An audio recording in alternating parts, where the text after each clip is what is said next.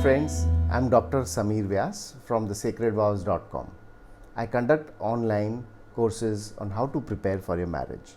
In the last video, we saw a common myth of marriage, and that myth was that for a perfect marriage, you need a perfect partner. And after you find that perfect partner, you will live happily ever after. This is a myth, and the truth or the fact to counter this myth is that actually you need commitment and hard work in marriage, and that is what will make the marriage succeed. And today I'm going to talk to you about one aspect of that commitment, and that is a change of loyalties. What do I mean by change of loyalties?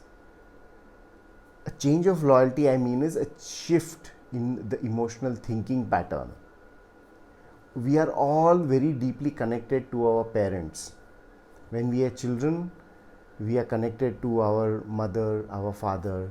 Then we go in ever widening circles, exploring the world outside, to the school, and as teenagers to college, then to hostel even. However, emotionally we are connected to our parents' home, and we keep coming back. It may be just for comfort of home, or the familiarity of mother's food, or even simply for taking pocket money, or it may be even just to get your clothes washed at home. However, we are all emotionally anchored to our parents' home, and we need to understand that after marriage, this anchoring from the parents' home has to shift to the marital home.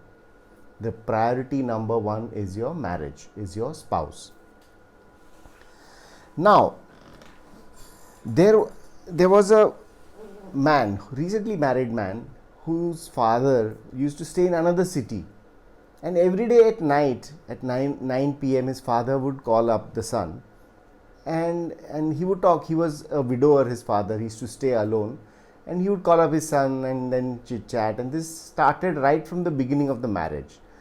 Now his wife was a new bride. She thought, it's okay, he's a lonely man, he's only son of a father, how can I say don't talk to him like this? But they used to both work.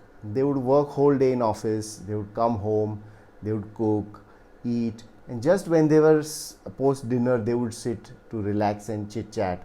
That is when the old man would call up the son. And this didn't happen just a few times. It went on and on and on every day, till finally the girl, the wife, lost it. She got angry and she told her husband that, look, this is not acceptable. You have to give time to me as well. And he said, look, I know it, but how can I tell my father no? How can I feel guilty? And I gave a simple suggestion. Why don't you tell your father to change the time of the call?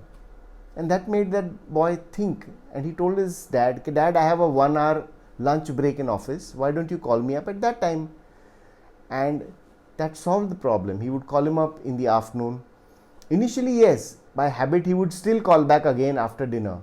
But all the boy had to do was politely but nicely and firmly tell the father, okay, look, Dad, we had a deal that whatever you want to talk, we will talk in the daytime. And that used to be a good half an hour, 45 minutes in the lunchtime.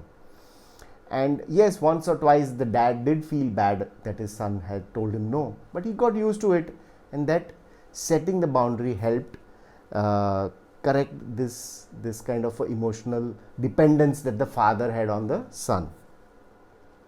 Many times the guilt in the child is triggered by parents' comments like, now that you are married, you are so busy, you don't have time for us.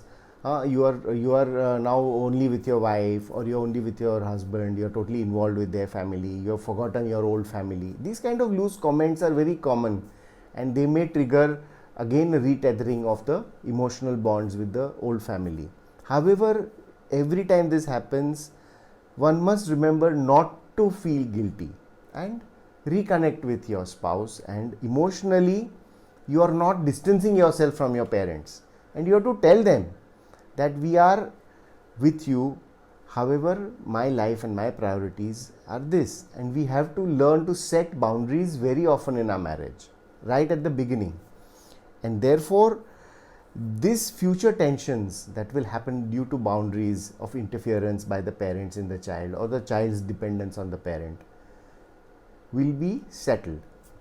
And next time we will look at the issue of setting boundaries in a marriage. If you like my video, please click on the like button, share and subscribe. You can visit my website for further details in the Prepare program. Thank you.